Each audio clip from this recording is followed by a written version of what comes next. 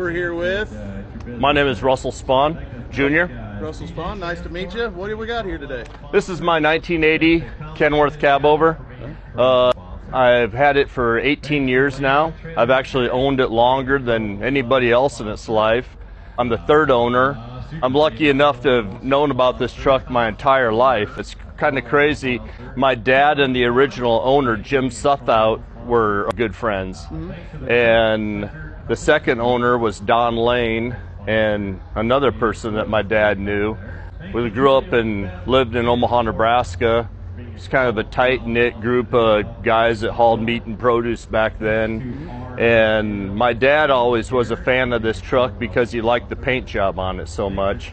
Back in 2008, Don Lane called me and kind of made me an offer I couldn't refuse on the truck.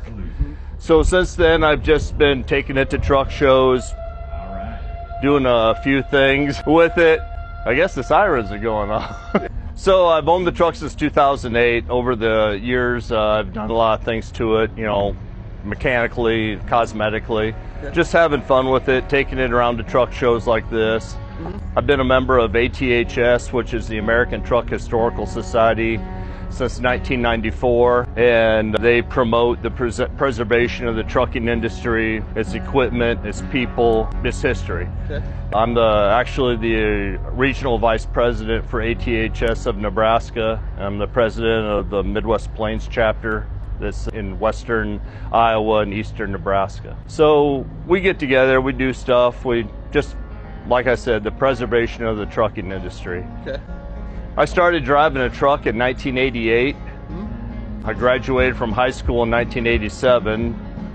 It's all I ever wanted to do. My dad, he drove truck over the road for 60 years continuously. He started in 1948 up in South Dakota hauling livestock, and he retired the week of his 80th birthday in 2008. Awesome. Long time. He never took a break. I'm really proud of the fact that a lot of guys will, you know, not digging on them or anything, but a lot of guys will say they've been trucking for 30, 40 years. But during that time, they took time off. They went to be a mechanic, maybe even a line chef someplace, you know. But my dad did nothing but drive a truck for 60 years straight. That's awesome. He was a company driver and an owner-operator.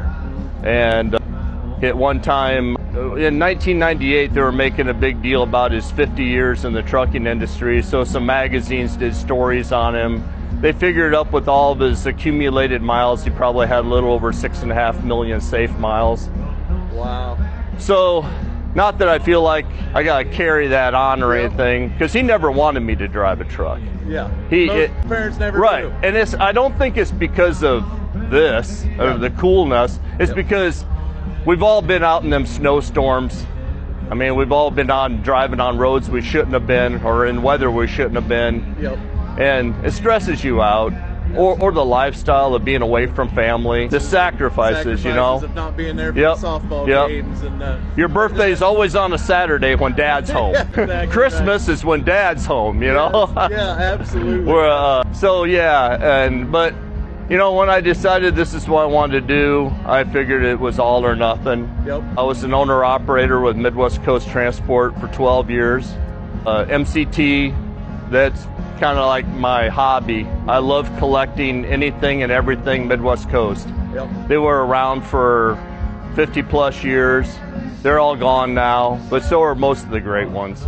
Absolutely. And so I'm a big collector of Midwest Coast Transport stuff, and just...